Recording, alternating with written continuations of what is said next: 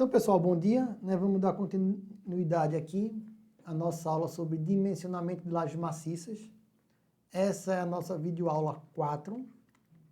Tá? É fundamental que antes de passar para 4 você tenha entendido tudinho da aula 3, tá? Que foi onde a gente fez todas as considerações necessárias para resolver uma laje utilizando séries. Tá? Então, a aula terminou, a última aula terminou. Nesse exemplozinho que eu fiquei de resolver hoje com vocês, né, que eu chamei até de exemplo trivial, porque é um negócio bem básico, né, só para a gente começar a resolver, ok? Então vamos lá, é uma lajezinha de 6x4, tá? Por questão de facilidade eu vou resolver nesse outro programinha aqui, é mais fácil de escrever, ok? Então nossa laje, como eu disse, ela tem 6x4 e o menor lado da laje é o lado que eu chamo de LX. Independente da orientação do sistema de coordenadas, o menor lado sempre vai ser o LX. Consequentemente, né, o maior lado vai ser o meu LY. Eu vou considerar que essa laje vai ter uma espessura de 15 centímetros. Tá? Eu tenho que partir de um número, tá? 15 centímetros, ok? E, como vocês podem ver, essa laje não tem, né, nenhuma laje adjacente, não tem continuidade, de forma que eu vou considerar todos os lados apoiados. Apoiado e apoiado. Ok? Então, vamos lá. Primeiro, eu preciso definir o carregamento atuante na minha laje. Tá? Eu vou ter a carga devido ao peso próprio da laje, que nada mais é do que a sua espessura H vezes a densidade do concreto. Isso aqui vai ser, né, o meu 0,15, que é a espessura, vezes 2,5, que é a densidade do concreto. Isso vai me dar que o peso próprio vale 375 quilos. 375 quilos por metro quadrado, 0,375 tonelada-força por metro quadrado, ok? Eu vou definir que a carga devido ao revestimento dessa laje vai ser de 150 quilos por metro quadrado e a sobrecarga de utilização 500 quilos por metro quadrado. É um carregamento razoável, né? Vamos imaginar que isso aqui seja um depósito. Ok? Então, no dimensionamento, a gente basicamente vai fazer o quê? Verificar o estado limite de serviço, né? E calcular a armadura para o estado limite último. Quem não lembra disso, dá uma olhadinha lá no primeiro grupo de aula, né? Na parte de concepção estrutural, que a gente definiu bem o que era o estado limite. Então, vamos aqui. Estado limite de serviço. Vou verificar primeiro as deformações excessivas. Deformações. Pessoal, a norma, ela fala aqui, não é que para verificar as deformações eu tenho que usar a combinação de serviço quase permanente. A gente viu isso também lá na videoaula de concepção estrutural, tá bom? Então, as minhas combinações de serviço são basicamente três. Basicamente não, são três. Quase permanentes, frequentes e raras, certo? E ela fala aqui, ó, que nas quase permanentes ela é utilizada na verificação do estado limite de deformação excessiva, ok? Nas combinações quase permanentes, vou botar aqui,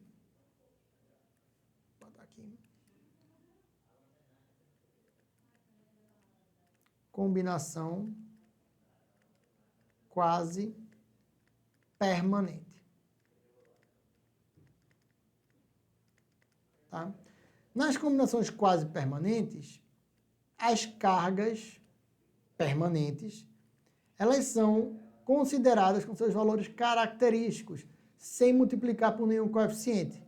Então, eu vou ter aqui, ó, que vai ser o meu 0,375 mais 0,15. Essas são as cargas permanentes.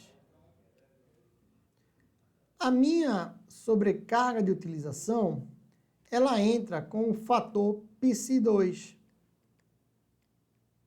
vezes QSCU, né? A sobrecarga de utilização entra com o fator π2, então vou ter o π2 vezes 0,5. Quanto é que vale esse π2? Esse π2 também é estabelecido pela norma. Está aqui, ó, tabela 11.2 da 6118, né? Para cargas acidentais em edifícios, eu tenho 3 possibilidades. A primeira, locais em que não há predominância de pesos de equipamentos que permanecem fixos por longos períodos de tempo, nem de elevada concentração de pessoas. Ele bota aqui, ó, observação B. B está aqui, ó, edifícios residenciais, não é o nosso caso. A próxima, locais em que há predominância de pesos de equipamentos que permanecem fixos por longos períodos ou elevada concentração de pessoas, observação C. Edifícios comerciais, escritórios, estações e edifícios públicos. E a próxima é biblioteca, arquivo, oficina e garagem, que é 06. Eu acho essa 06 mais adequada ao nosso problema, de forma que eu vou empregar 06 como valor do meu π2. π2 vai valer 0,6. Ok? Isso posto, eu vou ter que a carga de projeto, né, considerando a combinação quase permanente, vai valer 825 quilos por metro quadrado, 0,85 toneladas força por metro quadrado. Ok? Esse é o valor da nossa carga de projeto que a gente vai empregar para verificar o estado limite de serviço de deformação excessiva. Ok? Na aula passada, a gente também viu, né, a expressão a qual eu utilizo para calcular a flecha, tá? Que está aqui, ó, QLX4 sobre EH3, é o modo de elasticidade do concreto, né, H a espessura, alfa sobre 100. Alfa é o parâmetro que vai depender de quem? Das condições de contorno, ok? E da geometria da laje. A geometria vai estar representada pelo nosso parâmetro lambda, que vale Ly sobre Lx. Ok? Então, vamos lá. Eu vou ter aqui que o meu lambda, ele vale Ly 6 sobre Lx, que é 4. Tem que o meu lambda vale 1,5. E como eu tenho os 4 bordos apoiados, essa minha laje é do tipo 1. Tipo 1. Ok? Então, olhando a tabelinha, aqui, ó, laje tipo 1, lambda 0,5, eu vou ter aqui, ó, que o alfa vai valer 8,87. Isso aqui vai me dar que o meu alfa vai valer 8,87. Ora, a minha deformação vai ser QD, Lx a quarta, é H3, que multiplica alfa sobre 100. Ok? QD, como vocês já sabem, né, é o carregamento que a gente acabou de calcular. E esse é aqui que é o módulo de elasticidade do concreto. Para o cálculo de deformação, eu vou usar o módulo de elasticidade secante do concreto. Né, vocês já devem ter visto lá em concreto 1, que eu tenho 2 módulos de elasticidade, o tangente e o secante. Pela norma, eu sei que o módulo de elasticidade secante do concreto vai ser um certo αi, que multiplica o módulo de elasticidade tangente. O módulo de elasticidade tangente, o SI, ele vale um certo αe, que multiplica 5.600 raiz de FCK. Certo? Esse alfa é um parâmetro que depende do agregado. Então, para agregado granilítico, né, no caso a nossa brita, ele vale 1. Ok? E esse αi, também uma expressão que a norma traz, αi vai ser 0,8 mais 0,2 que multiplica 0,2 que multiplica o FCK sobre 80. Aqui, pessoal, o FCK entra em MPa, tá bom? Então, isso posto, eu vou ter que o valor do meu módulo de elasticidade secante, já vou multiplicar por 100. Por que multiplicar por 100? Para transformar de MPa para tonelada-força por metro quadrado. 268 vezes 10 a sexta tonelada-força por metro quadrado. Ok? Módulo de elasticidade do concreto. Melhor dizendo, módulo de elasticidade secante do concreto. Está aqui. Ok? Ou seja, eu vou ter que a minha deformação delta vai ser 0,825 Lx 4 a quarta dividido por 2,68 vezes 10 a sexta, espessura 0,15 ao cubo, vezes alfa 8,87 sobre 100.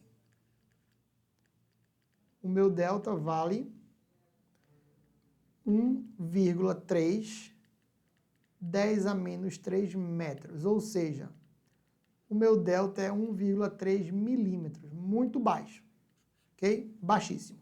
Esse meu delta tem que ser menor que o meu delta limite.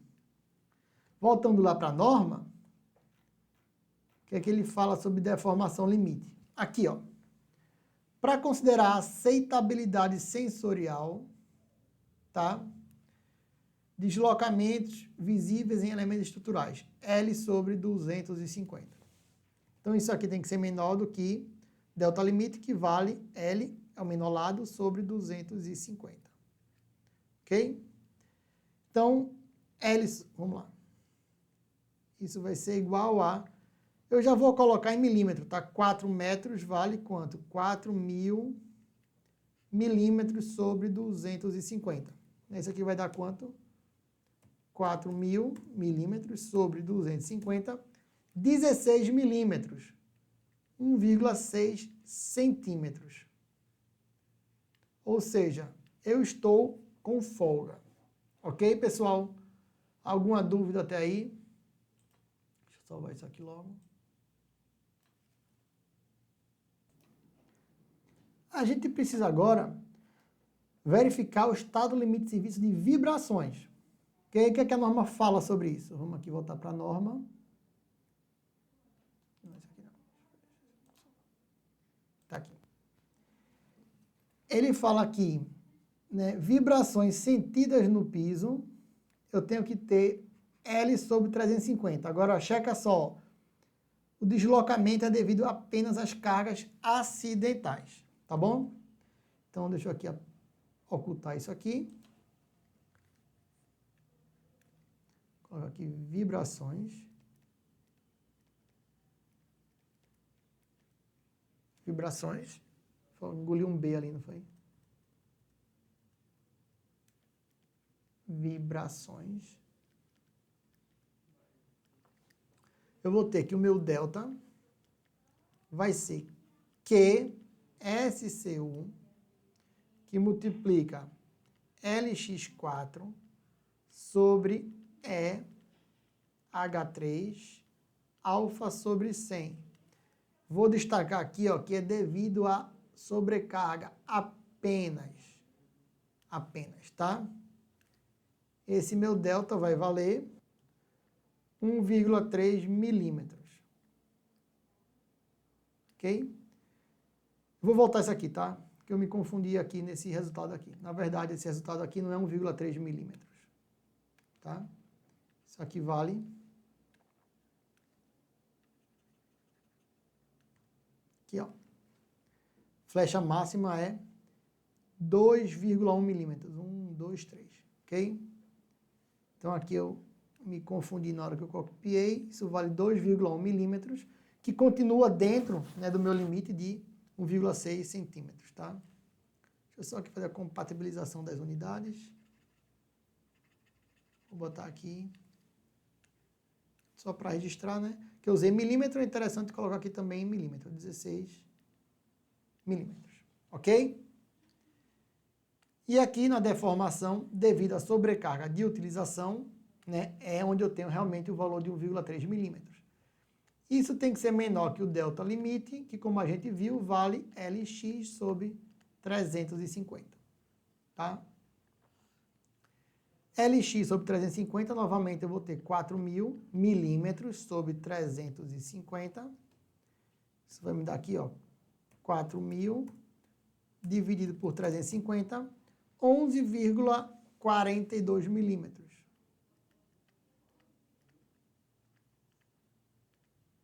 Novamente, eu estou dentro, né? Estou abaixo do limite, tá? De forma que essa laje, com 15 centímetros de espessura, atende bem tanto o estado limite de serviço quanto o estado limite último. Ok, pessoal?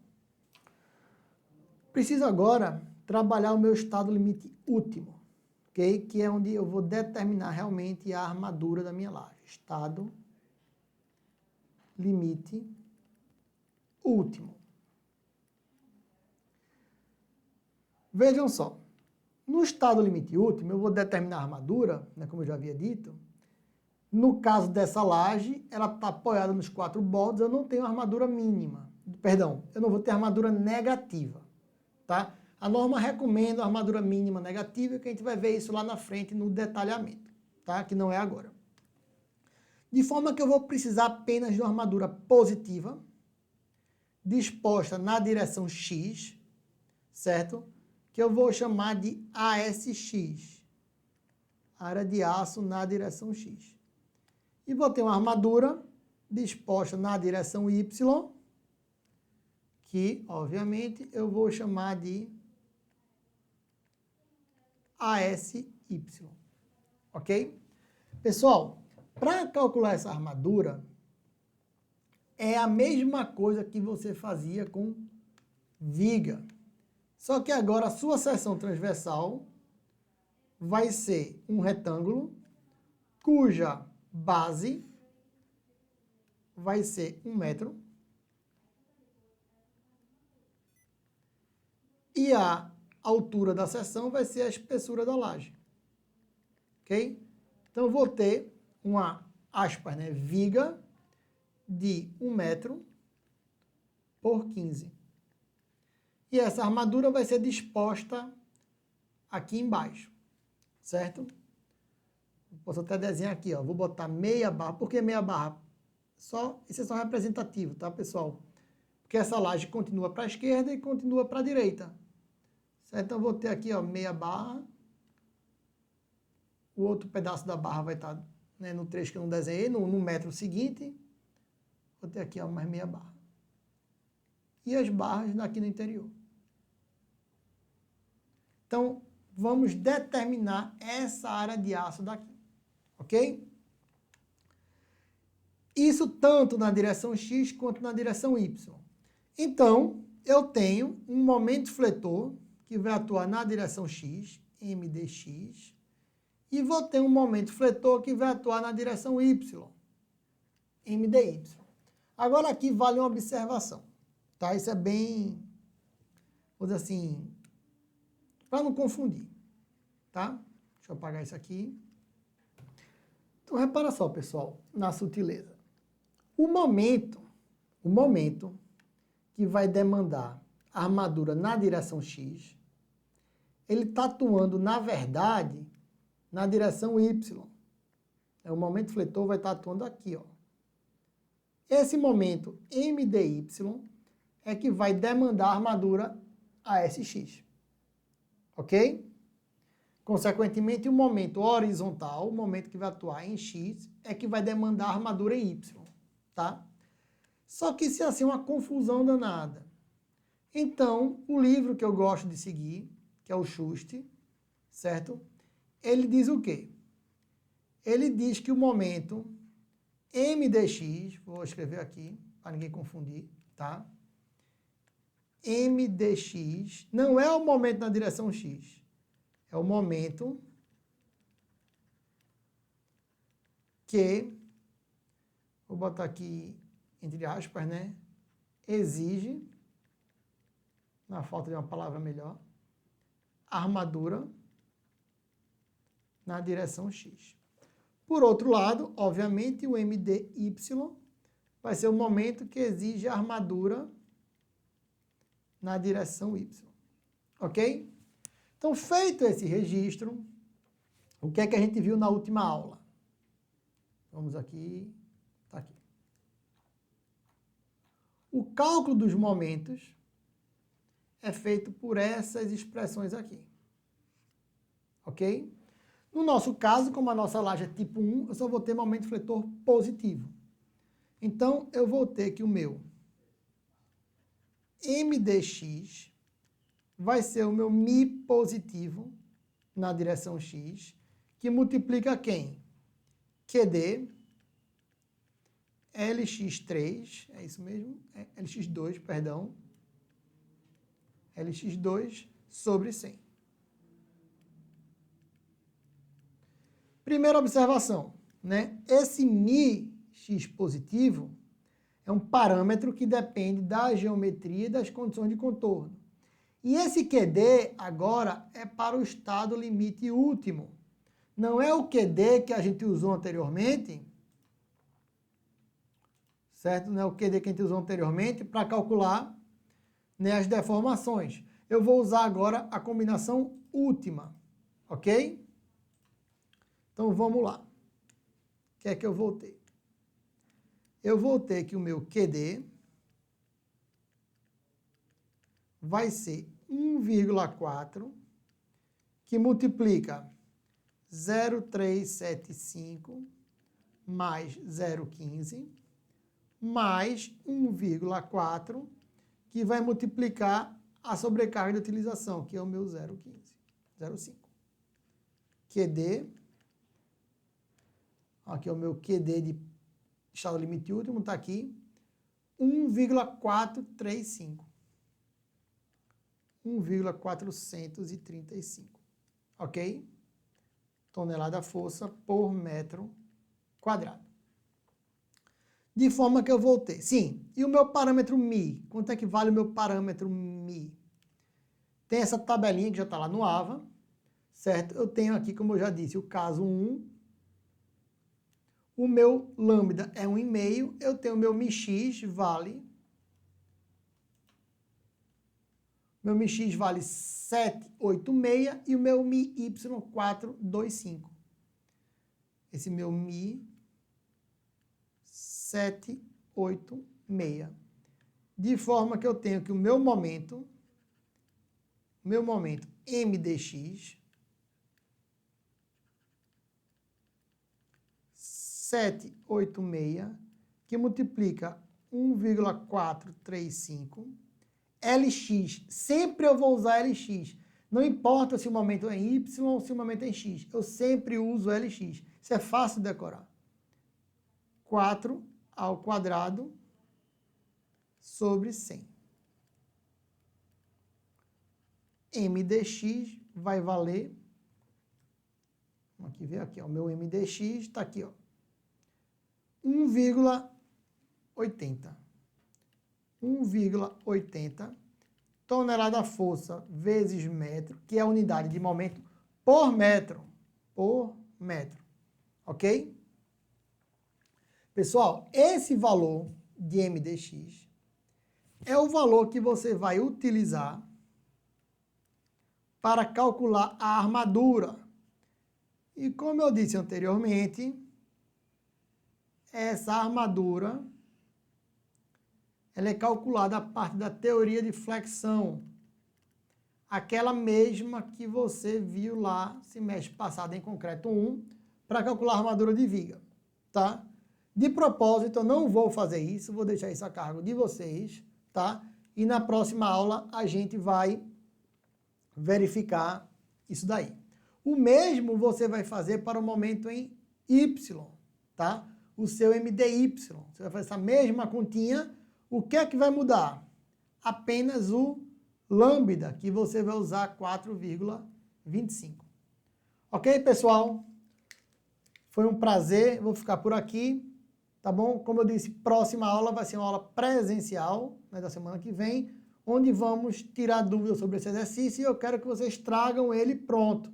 Eu quero a área de aço já calculada, tanto na direção X quanto na direção Y, ok? Abraço forte, fiquem com Deus.